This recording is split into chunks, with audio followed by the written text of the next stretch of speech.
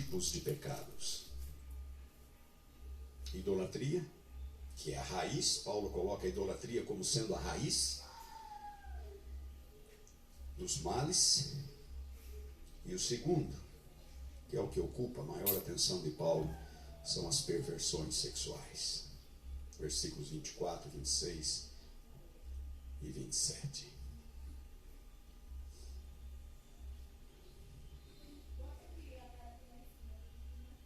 A ênfase de Paulo está no homossexualismo, que ele define no versículo 24 como sendo imundícia, no versículo 26 como paixões infames. Dê uma olhada no versículo 26. Por causa disso, Deus os entregou a paixões infames, porque até as mulheres mudaram o modo natural de suas relações íntimas por outro contrário à natureza. E no 27 ele vai falar dos homens. Semelhantemente, os homens, também deixando o contato natural da mulher, se inflamaram mutuamente em sua sensualidade, cometendo torpeza homens com homens, se recebendo em si mesmos a merecida punição pelo seu erro. Queridos, nesta era de intolerância, pluralismo, em que nós vivemos, é importante que ouçamos o que Paulo está dizendo. São 3 os argumentos comumente apresentados pelos defensores do homossexualismo. Eles tentam interpretar Paulo como se o que Paulo condenasse fosse apenas o sexo contrário à natureza da pessoa. Que Paulo diz, é contrário à natureza. Então eles dizem, o que Paulo condena é aquilo que é contrário à natureza da pessoa, do indivíduo. Portanto, se uma pessoa é heterossexual, sexo com pessoa do mesmo sexo seria contrário à natureza dessa pessoa, por conseguinte errado. Da mesma forma, se uma pessoa é homossexual, sexo com pessoa de outro sexo seria contrário à natureza dessa pessoa e, portanto, errado. Paulo, porém, não advoga essa noção individualizada de natureza. O termo grego utilizado por Paulo aqui, natureza, natural, está de acordo com o ensino bíblico. Aquilo que é natural é aquilo como foi criado por Deus. Encontramos esta ênfase no Antigo Testamento. A atividade homossexual é uma deturpação da criação original de Deus em algo totalmente diferente daquilo que Ele idealizou. E prestem atenção. Os versículos 26 e 27, Romanos 1. As palavras aqui utilizadas por Paulo para homem e mulher não são as palavras comuns para homem e mulher. São as mesmas palavras que encontramos em Gênesis capítulo 1, versículo 27. Quando diz que Deus criou o homem à sua imagem e semelhança. Homem e mulher os criou. As palavras que Paulo usa aqui são as mesmas que aparecem lá. E não são as palavras normais para homem e mulher. São as palavras para macho e fêmea. A ênfase não é só no gênero, é na anatomia. É na anatomia. Deus criou o macho e Deus criou a fêmea. Essa noção individualizada de natureza que alguns proclamam não está em harmonia com as Escrituras. Outro argumento é o de que o que Paulo condena é apenas o uso violento da prática homossexual como meio de controle, de humilhação ou de prazer unilateral. Ou seja, Paulo seria apenas contra o abuso sexual de outra pessoa do mesmo sexo e não contra o ato consensual. Não.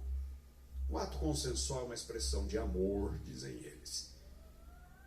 Paulo não está condenando o ato consensual. A leitura também não se sustenta. Versículo 27, se vocês prestarem atenção, Paulo diz, eles deixaram. Este verbo está na voz ativa. Para qualquer pessoa que conhece a língua portuguesa, sabe que a voz ativa é uma ação intencional. Eles deixaram. É uma ação voluntária. Deixando o contato natural da mulher. Escolheram. No mesmo verso 27, a construção se inflamaram mutuamente na sua sensualidade. Explicitamente se refere a uma ação consensual. Paulo está condenando a ação consensual. Não há aqui qualquer espaço para a noção de estupro, ou de um abuso forçado, de prevalecimento, ou de humilhação. O texto é claro e a tradução em português é precisa. Em outras palavras, de acordo com as Escrituras, aqueles que se envolvem em qualquer tipo de atividade homossexual consensual, seja qual for a motivação, pervertem a intenção criadora original de Deus. Envolvem-se em algo contrário à natureza humana. Não há qualquer espaço para a leitura de que se a relação for afetiva,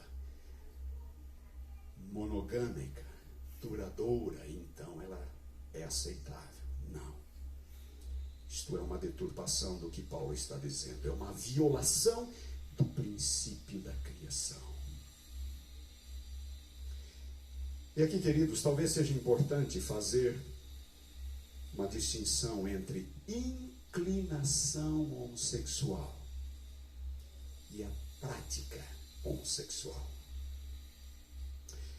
A inclinação homossexual nem sempre é concupiscente ou licenciosa. Ela pode estar relacionada a diversos fatores involuntários, como traumas emocionais, problemas psicológicos, até desequilíbrio hormonal. Essas pessoas precisam de ajuda, precisam de apoio, precisam de atenção. O que Paulo está condenando aqui é a prática, em qualquer das suas formas, seja qual for a motivação. É simplesmente antibíblico querer justificar o erro, por exemplo, a partir de uma suposta inclinação inerente. Eu nasci assim.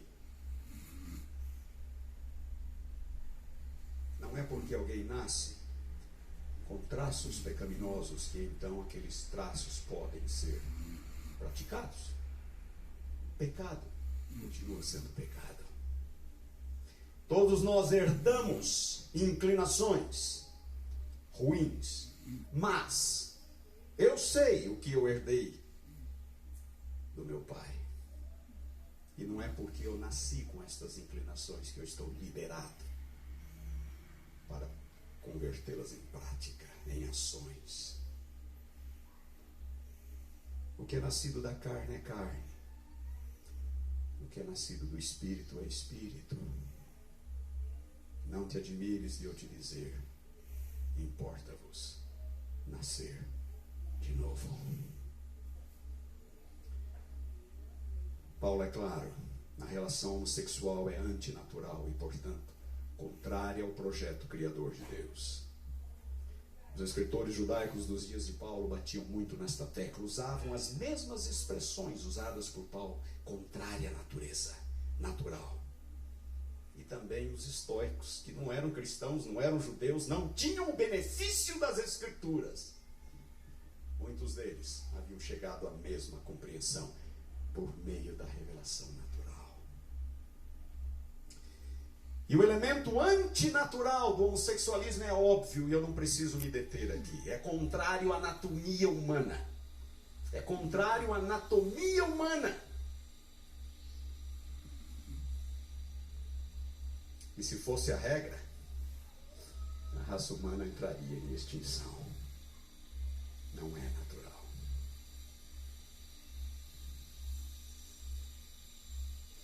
Ainda tem alguns minutos.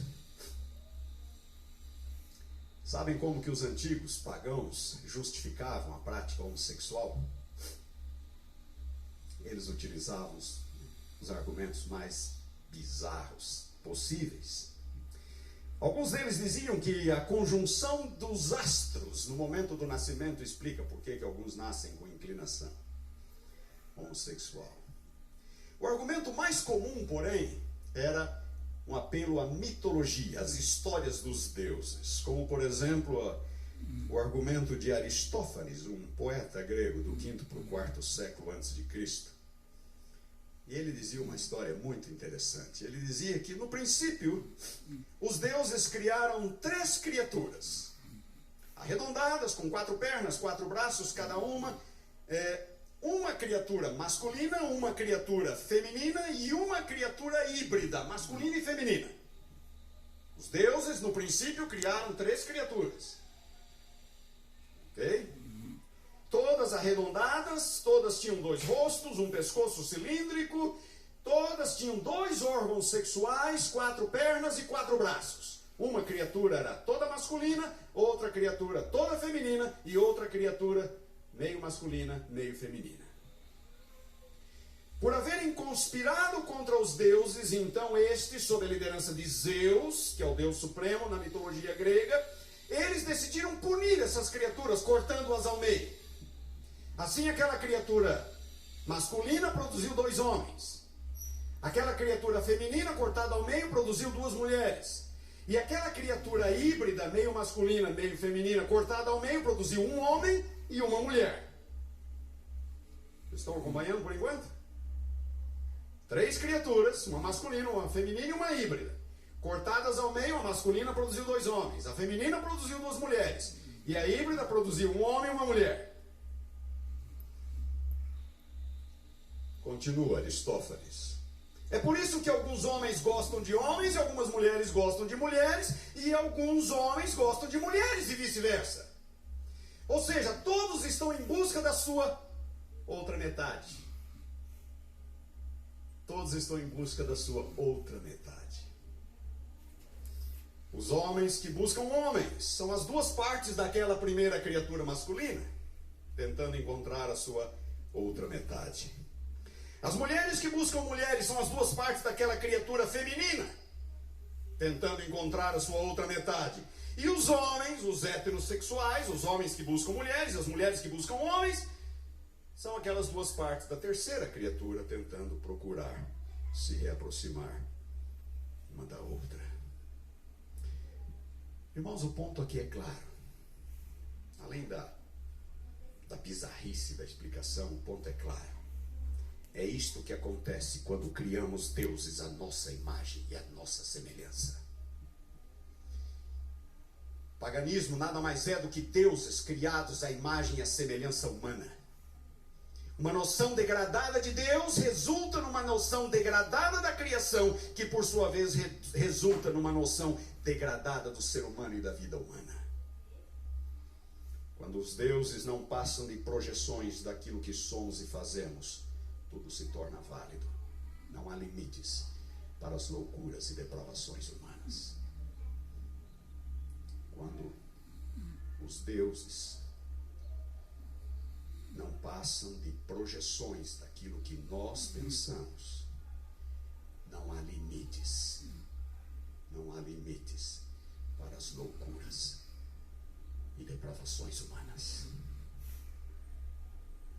Lições para hoje. Aqueles que hoje em dia advogam o homossexualismo ou qualquer outro tipo de liberdade sexual fora dos padrões bíblico-cristãos, sem exceção, ou não acreditam em Deus, ou mantêm uma visão terrivelmente equivocada acerca de Deus e das Escrituras. Por detrás do homossexualismo e de praticamente todos os demais ismos que nos cercam está uma visão humanista, antropocêntrica. É o homem no centro, não é Deus no centro. Não é Deus e o seu projeto criador no centro, como apresentado nas Escrituras. No humanismo secular, rejeita-se a própria existência de Deus. A maioria, hoje, são pessoas, são ateus que não acreditam em Deus. Centros universitários estão recheados de humanistas ateus. Grupos políticos partem de premissas humanísticas que ignoram, desconhecem, anulam a Deus. como eu disse, estamos às voltas agora com o humanismo cristão, por mais que isto seja contraditório. O humanismo secular rejeita-se a existência de Deus, no humanismo cristão rejeitam-se os absolutos de Deus. A verdade é vista a partir da experiência humana. As pessoas podem escolher viver como viverem, como quiserem. As pessoas podem fazer o que quiserem. O livre-arbítrio é um dom de Deus. Ele nos deu esse dom. Cada um pode usá-lo da sua forma. Mas a Bíblia diz: todos teremos que prestar contas a Deus daquilo que fazemos. Querem fazer o que quiserem? Podem. Mas não venham querer dizer que isto é compatível com as Escrituras ou com a fé cristã. Não é. Nós não interpretamos a Bíblia a partir da experiência humana, é o contrário. Nós interpretamos a experiência humana a partir da Bíblia, a partir dos absolutos de Deus. E nunca os dizeres de Paulo foram tão atuais. Tendo conhecimento de Deus, não o glorificaram como Deus, nem lhe deram graças. Antes se tornaram nulos em seus próprios raciocínios, obscurecendo-se-lhes o coração insensato. Inculcando-se por sábios, tornaram-se loucos e mudaram a glória do Deus incorruptível em semelhança da imagem do homem corruptível. Queridos, vivemos tempos proféticos, tempos difíceis. Estamos sendo bombardeados de todos os lados, como eu disse, por ideologias humanísticas que se opõem a Deus, e agora no quintal da própria igreja. E aos poucos a resistência de alguns vai sendo minada, quebrada, pouco a pouco. E pouco a pouco, alguns vão sendo induzidos, condicionados a se acostumarem com as coisas. A luta não é pequena. Na verdade, é uma verdadeira luta entre o bem e o mal. É a mesma que se iniciou no Éden. Não é assim que Deus disse? Mas na verdade é assim. É uma luta entre a visão correta de Deus e sua santidade e uma visão degradada, humanizada de Deus. No princípio fomos criados à imagem e à semelhança de Deus. Agora querem fazer um Deus à imagem e à semelhança humana. Tempos proféticos. Os apóstolos